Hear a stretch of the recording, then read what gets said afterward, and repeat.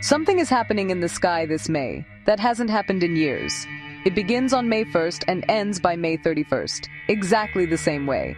A pattern so rare, it almost feels planned. This isn't just a busy month for astronomers. This is a month where the sky starts repeating itself, almost perfectly.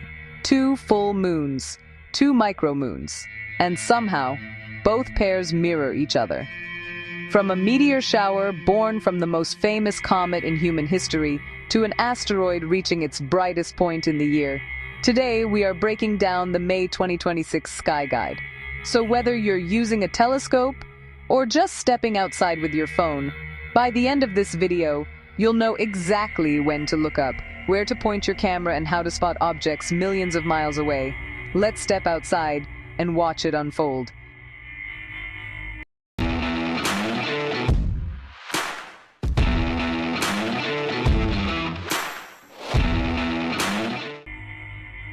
It starts on May 1st with a full moon that looks slightly off, because this isn't your typical full moon.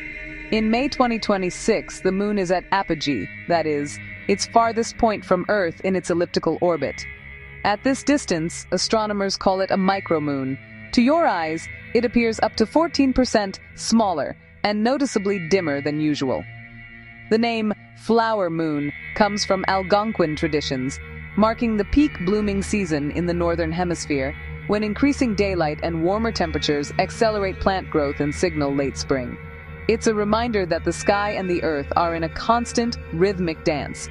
But this is where things get interesting.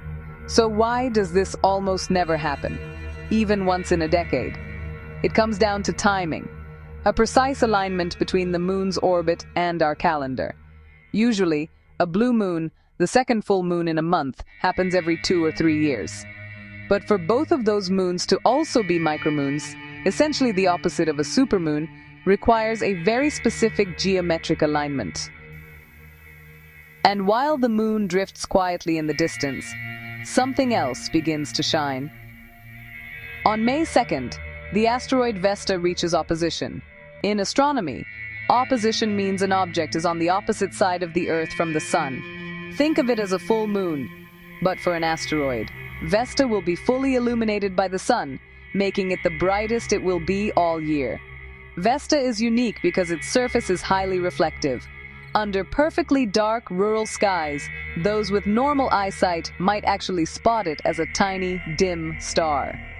But for most of us, a simple pair of 10x50 binoculars will reveal it. It won't look like a rock. It will look like a steady, golden white point of light. Watch it over a few nights, and you'll see it slowly drifting against the stars. That's how you know it's a world, not a sun. Then comes the moment most skywatchers wait for, the Eta Aquariid Meteor Shower. This peaks on the night of May 5th into the early morning of May 6th.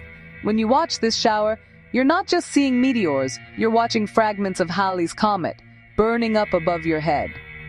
Some of these particles began their journey decades ago, just to end in a flash lasting less than a second. Halley only visits the inner solar system once every 76 years. It last appeared in 1986, and it won't be back until 2062. Most of us only get one chance in a lifetime to see the actual comet, but the debris trail it leaves behind gives us a show twice every single year. But there's a problem this year. The moon will be about 84% full during the peak. That's bright. It's like trying to watch a movie in a room with the lights on. To see the most meteors, you need to use the shadow strategy. Find a spot where a building or a large tree blocks the moon from your direct line of sight, but leaves the rest of the sky open. The Eta Aquariids are famous for Earth grazers, meteors that don't just blink and disappear, but long-lasting streaks that sail across the horizon at incredible speeds of nearly 66 kilometers per second. For my viewers in India and the Northern Hemisphere, your best window is 3:30 a.m. until dawn. Face east, lie flat on your back, and let your eyes adjust for 20 minutes. No phones, otherwise that blue light will ruin your night vision instantly. By mid-month, on May 16th, everything changes. This is the super new moon. Since the moon is at its closest point to Earth, perigee, but is positioned between us and the sun. It's invisible. While we can't see the moon itself, its proximity means its gravitational pull on our oceans is at its peak, leading to higher than normal king tides. But for stargazers, invisible is a good thing. This is the darkest night of May. If you have ever wanted to see the Milky Way, this is your night. Look toward the south and southeast. You're looking toward the center of our galaxy. You'll see the Great Rift, the massive clouds of interstellar dust that block the light from the stars behind them. It looks like a river of shadow cutting through a sea of milk. This is the ultimate night for deep sky photography. Galaxies, nebulae, and star clusters will pop with a clarity you can't get any other time of the month. As we head toward the end of May, the sky gives us two final gifts. On May 18th and 19th, look west after sunset. You'll see a razor-thin crescent moon paired with Venus. Venus is so bright, it can actually cast a faint shadow in a dark enough area. And then, we reach the grand finale on May 31st, the blue micromoon. Because we had a full moon on May 1st, this second full moon gets the blue title. But remember our theme of doubles? This is also a micromoon, the most distant full moon of the entire year. It will be 406,000 kilometers away.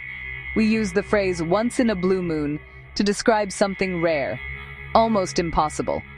On May 31st, as the moon rises in the constellation Scorpius, it's a perfect bookend to a month of celestial symmetry. May 2026 is more than just a calendar month, it's a masterclass in orbital mechanics. From the ghosts of Halley's Comet to the distant glow of a blue micromoon, there is something for everyone. It shows us how the tilt of our planet, the elliptical orbit of our moon, and the ancient paths of comets all intersect to create a unique visual experience. And once it's over, this exact alignment won't repeat for years. My question for you today: which event are you setting your alarm for? Is it the 3:30 a.m. meteor hunt or the dark sky Milky Way session? Let me know in the comments where in the world you all are watching from. We are so close to our 10,000 subscriber milestone. If this guide helped you plan your month, please hit that subscribe button and join our community of backyard astronomers. Until then, step outside, look up, and don't miss it.